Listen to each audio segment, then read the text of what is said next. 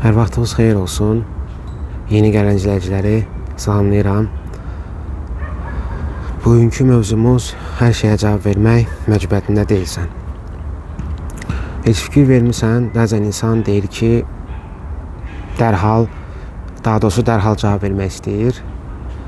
Özümüzü müdafiə etmək üçün, özümüzü izah etmək üçün və yaxud da ki, çoxumuz özümüzü sübut eləmək istəyirik. Amma getdikcə bir şey gözəl başa düşürəm. Yaşatdıqca deyim, bəzi sözlər cavabına dəymir. Bəzi insanlar səndən daha doğrusu reaksiya gözləyir. Çünki sənin reaksiyan onlara enerji verir. Hər dəfə özünü belə deyim, hər cavab vermək istəyəndə özünə sual ver. Bu ona dəyərmi? Yəni dəyərmi mən bu insana öz enerjimi verim? Bəziləri hətta səndən emosiya da çıxarmaq istəyir. Ona görə susmaq bəzən qızıldır, necə deyə atalarımız düz deyib. Susmaq yəni o deməkdir ki, mən artıq özümü heç kimə sübut etmək istəmirəm. Mən məcburiyyətində deyiləm. Mən əvvəllər hər şeyə reaksiya verirdim. Sanki içimdə bir özümü sübut etmək kimi bir istəyim vardı. Və mən bunu nə yalan deyim, gec anladım. Gec özümdə bunu kəşf etdim. Sanki bir balaca Kəmran yatmışdı ki, düzdür o məndə psixoloji idi. Anadan gələn bir proqram idi ki, mən sevgiyə falan layiqəm. Sonradan özümdə anladım bunu və artıq heç kimə heç nə demirəm, heç kimə heç nə anlatmıram, heç kimə heç nə izah etmə məcburiyyətində deyiləm.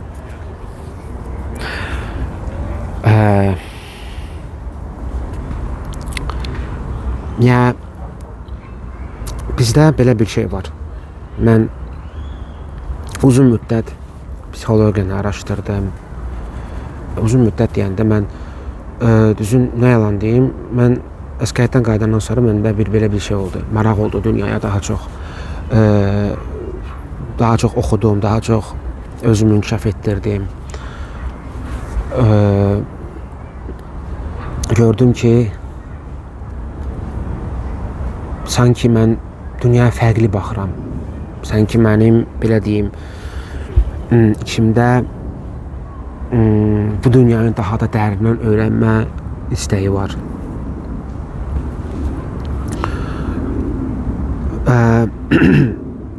Psixologiyada məhz həvəsim burada yarandı.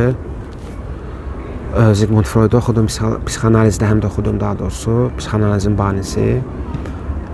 Mən anladım ki, hər birimizin bir patternləri var içində. Pattern nə deyirəm? Yəni onu qıcıqlandıran içində bir xüsusiyyət var. Və yaxud da ki, belə deyim, şuursuz proqramlar var. Biz avtopilotda yaşadığımıza görə biz onları özümüzdə görmürük. Mən bunu tutandan sonra, mən də misal üçün o ana proqramı var da ki, mən sübut eləməli idim. Çünki atasız böyüdüyümə görə mən bir növ sevgi dilənsə dönmüşdüm. Yəni o proqram məni böyüyəndə belə yaxaladı və başa düşdüm ki, mən hətta münasibətlərdə də belə bu proqramı istifadə edirəm ki, sanki mən sübut eləməliyəm ki, mən sevgiyə layiqəm misal üçün və ona görə də belə. Proqramlar bizi bəzən o qədər idarə edir ki, biz hər kəsə neysə sübut eləmək, belə deyim də, söz altında qalmamaq, mən cavab verməsəm ürəyim partlayar və yaxud da ki, belə bir içimizdə var da bu bu istək ki, yox mən sənə bunu göstərəcəyəm, sən mənə belə demələn. Amma böyüdükcə görürsən ki, nə qədər özünə dəyər verməlisən. Dəyər verməlisən o ki, baxırsan, okey də, indi mən buna dediyim, demədim, nə olacaq? Hə, mənə bu nə verəcək? Yəni, okey, mən buna bunun cavabı verdim, bu mənə bunu dedi, mən də buna bunu dedim. Nə oldu? Nə dəyişdi?